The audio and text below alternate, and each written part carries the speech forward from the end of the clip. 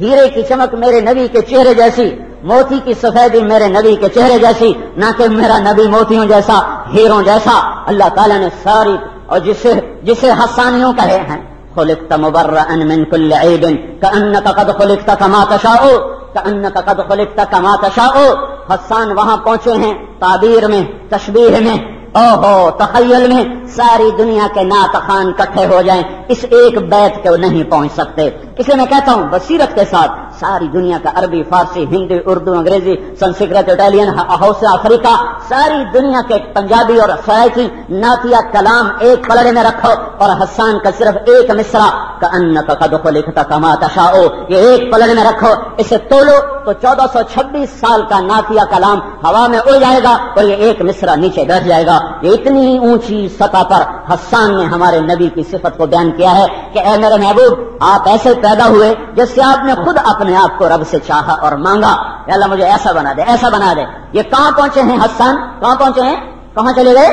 ایک طرف روح محمد، ایک طرف رب محمد، دونوں کو آپس میں کھڑا کر دیا، دونوں کو آپس میں آمنے سامنے کر دیا، اور رب محمد صلی اللہ علیہ وسلم روح محمد سے پوچھ رہا ہے میرے محبوب بتا تجھے کیسا بناؤں، تو بتا تجھے کیسا بناؤں۔ دیکھو اللہ نے ویسا بنایا جیسے اللہ نے چاہا، کیونکہ نبی کی چاہت چاہے وہ ہمارے رسول بھی ہوں اللہ کی چاہت کے برابر تو نہیں ہو سکتی نا، اللہ کے معیار پر تو پوری نہیں اتر سکتی، لیکن یہ شاعر کا تخیل ہے کہ وہ اتنا اونچا لے گا، اتنا اونچا لے گا کہ اللہ اور محبوب حبیب اللہ کی منشا کو ایک بنا دیا اور ان کے اختیار اور پسند کو ایک بنا دیا۔ میرے حبیب تو بتا میں تجھے کیسا بناؤں، میں تجھے کیسا بناؤں؟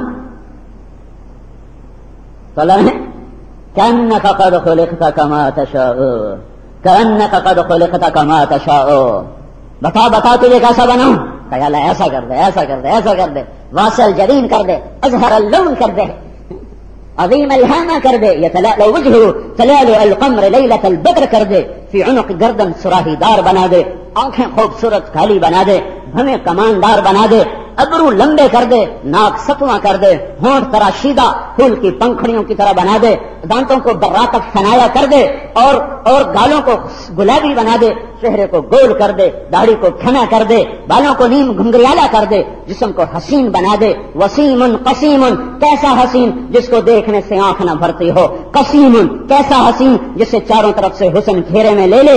یہ اللہ کا انتخاب، یہ اللہ کا انتخاب، اللہ نے ایسا بنایا کہ بس پھر سارے قلم توڑ دیے، سانچے توڑ دیا، ایسا نہ بنے گا، نہ بن سکتا ہے۔ اس لیے اما عائشہ نے کہا اوہو مصر کی عورتوں نے یوسف کو دیکھ کر ہاتھ کاٹے، میرے محبوب کو دیکھتی تو سینے چیر کے بیٹھ جاتے۔ سب سے اعلیٰ وہ تو خاندان ہے، ہم اس کا مقابلہ نہیں کر سکتے۔ اے ہائے، ایک دفعہ ایک بلخ میں قحط پڑا، بلخ میں قحط پڑا، حضرت علی کی اولاد سے ایک خاتون خامن مر گیا، بچوں کو لے کے سمرقند پہنچی، سمرقند کے والی سے ملی، کہا کہ میں آل رسول میں سے ہوں، میرے بچے بھوکے ہیں، مسجد میں پڑے ہیں، چھپنے کو جگہ نہیں، مجھے کوئی جگہ چاہیے۔ وہ کہنے لگا تو گواہ پیش کر کہ تو ان کی اولاد ہے، کہ میں تو اجنبی ہوں اس شہر میں، میرا کون گواہ ہے؟ ان کا ایسے دعوے دار روز آتے رہتے ہیں۔ وہ وہاں سے اٹھی، انہیں پتا چلا ایک مجوسی ہے بڑا سخی، وہ اس کے پاس چلی گئی۔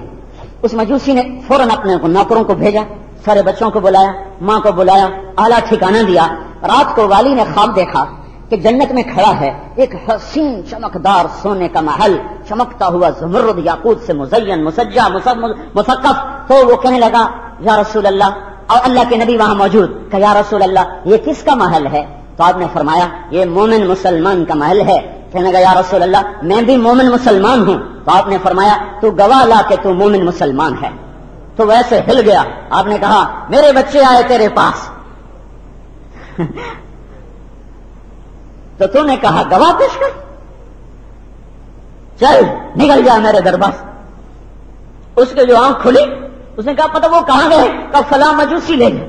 صبح اس کے در پہ ہاتھ جوڑ کے کھڑا، اللہ کے واسطے وہ خاندان مجھے دے دے، وہ جو چاہتا ہے لے لے۔ کہ نہیں، پہلے بن دیکھے کا سودا تھا، اب سودا دیکھ کے تو آیا ہے، اب نہیں ہوگا۔ جا میں بھی ایمان لا چکا ہوں اس پاک گھرانے کو اپنے گھر میں ٹھکانہ دینے سے، اور میں نے رات کو اسی جگہ تھا جس جگہ تو تھا، وہ محل اللہ کے نبی نے میرے لیے لکھ دیا ہے۔ لیکن میرے بھائیوں اب یہ تو ایک ہمارے بس کی چیز نہیں نا، میں راجپوت گھر میں پیدا ہوگا، میں سید کیسے بنوں؟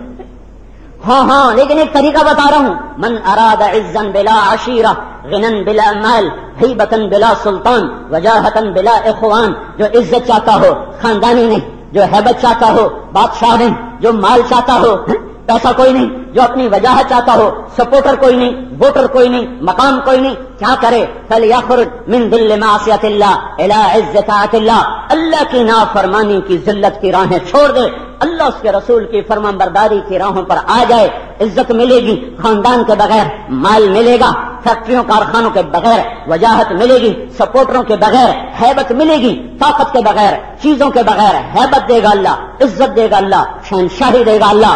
راستے میں لوگ کھڑے ہوئے، سارا مجمع کھڑا ہوا، ابن عمر پہنچے، کیا ہوا؟ کبھی شیر بیٹھا ہے، جانے کا راستہ نہیں، آنے کا راستہ نہیں، گھوڑے سے اترے، سیدھے شیر کے پاس گئے، سیدھے جیسے کوئی پالتو کتے کے پاس جا رہا، کان سے پکڑا، ایک تھپڑ مارا، کہا اگر تیرا کوئی رزق ان لوگوں میں سے ہے اٹھا، نہیں ہے تو دفع ہو جا، ہمارے راستے کو بند نہ کر۔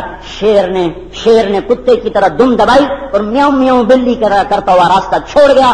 تو ابن عمر نے فرمایا سچ کہا میرے رب نے، جو اللہ سے ڈرے گا سب اس سے ڈریں گے، اور جو اللہ سے نہیں ڈرے گا ہر چیز اس کو ڈرائے گی۔ آ جاؤ بھائیو، اللہ رسول کی عزتوں کا راستہ لے لو، اللہ رسول کی عزتوں کا راستہ لے لو۔ یہ دھوکے کا گھر، یہ مچھر کا پرسپ، یہ کچھ نہیں ہے۔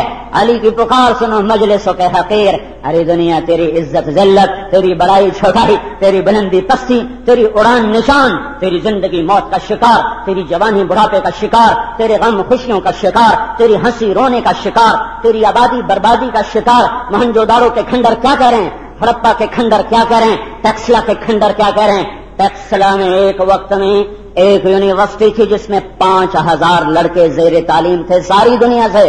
تمہارے فیصل آباد کا ایک کالج نہیں ہے جس میں 5000 لڑکے پڑھتے ہوں، لاہور کا ایک کالج نہیں ہے جس میں 5000 لڑکے پڑھتے ہوں۔ ٹیکسلا کے ساری دنیا سے آنے والا مجمع نوجوانوں کا 5000 لڑکے زیر تعلیم۔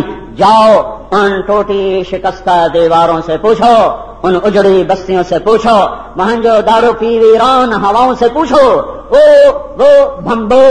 بھمبور وہ جس کا پرانا نام دیول ہے، جاؤ اس کے کھنڈروں سے پوچھو۔ اور وہ ادھر منصورہ بہت بڑا کبھی آباد شہر تھا، سندھ کا دارالحکومت تھا، دریائے سندھ کی ایک شاخ نکلتی تھی ڈیلٹا بناتی ہوئی، منصورہ کے ساحلوں کو چومتی ہوئی، پھر جا کے دریائے سندھ میں مل کر سمندر میں گرتی تھی۔ دنیا کا حسین ترین شہر تھا، عالمی منڈی تھی، رقص تھا، سرود تھا، سب کچھ تھا۔ جاؤ ٹھیکروں کو سوا تمہیں کچھ نہ ملے گا۔ میں جاتا ہوں، میں گیا وہاں منصورہ دیکھنے کے لیے کہ یہ کھنڈر کچھ کہتے ہیں، یہ شکستہ دیواریں کچھ پیغام دیتی ہیں، وہاں کی سنسان ہوائیں کانوں میں ماضی کی آہو بکا کے وہ ہاں وہ نوحے سناتی ہیں کہ عبرت پکڑو اس دھوکے کے گھر سے، اس مچھر کے پر سے، اس مکڑی کے جالے سے۔ میں یہ نہیں کہہ رہا ہوں کہ تم دنیا چھوڑو، میں کہہ رہا ہوں حرام چھوڑو، جھوٹ چھوڑو، ظلم چھوڑو، سود چھوڑو، بانڈ چھوڑو، جوا چھوڑو، ماں باپ کی نافرمانی چھوڑو، موسیقی چھوڑو، گانا بجانا چھوڑو، ناچ گانا چھوڑو، بے پردگی چھوڑو، آوارگی چھوڑو۔ میں یہ نہیں کہہ رہا ہوں دنیا چھوڑو، میں کہہ رہا ہوں وہ چھوڑو جو تمہارا رب چھڑا رہا ہے، وہ چھوڑو جو تمہیں تمہارا رسول چھڑا رہا ہے۔ سود میں چلنے والا معاشرہ خوشحال نہیں ہو سکتا، ماں باپ کا نافرمان معاشرہ ان کو سونے چاندی کی بارش بھی نہال نہیں کر سکتی، مظلوم معاشرہ جہاں وکیل کا قلم قاتل کو پناہ دینے پہ تیار ہو، جج کا قلم چند سکوں پہ بک جاتا ہو اور بے گناہ کو تختہ دار پہ لٹکا دیتا ہو، جہاں تاجر کا ترازو ڈنڈی مارتا ہو، جہاں مائیں کونے میں دبک کے بیٹھ کے روتی ہوں اور باپ اپنے بیٹے کو کھلے منہ حکم نہ دے سکے، ڈرتا ہو کہ یہ ظالم کہیں گلا نہ پکڑ جائے، کہیں یہ بھیڑیا نہ بن جائے، کہیں یہ کتا بن کے کاٹ نہ لے۔ جب باپ بچے سے ڈرتا ہو، ماں بیٹی سے ڈرتی ہو، سگا بھائی ایک چھاتی کا دودھ پینے والا، ایک کھاٹ پہ سونے والا، ایک تھالی پیالی میں کھانے پینے والا، ایک چھت تلے برسوں گزارنے والا، چند سکوں کی خاطر اپنے بھائی کو سلام کرنے پہ تیار نہ ہو، گلیاں مڑ جائیں، راہیں مڑ جائیں، آنکھیں پھر جائیں، آمنے سامنے مقدمے قائم ہو جائیں، جب مالدار زکات دینا چھوڑ دیں، ذمہ دار عشر دینا چھوڑ دیں، حکمران سنگ دل ہو جائیں، ظالم ہو جائیں، بدجانت ہو جائیں، خائن ہو جائیں، مسجدوں میں لڑائیاں شروع ہو جائیں، گانے والیاں محترم ہو جائیں، معزز ہو جائیں، گانا بجانا عام ہو جائے، تو گاڑیوں میں گانا لگا ہوا ہے، سوچو تو صحیح ٹکر ہو گئی اور موت آ گئی تو اللہ کو کیا منہ دکھاؤ گے؟ کس حال میں مراد، ان بس والوں کو اللہ ہدایت دے. میں گزرا بس کے اڈے پہ لکھا ہوا VCR ٹائم. VCR time. کیسے ظالم ہیں یہ بس چلانے والے اور کیسے ظالم ہیں ان بسوں پہ چڑھنے والے.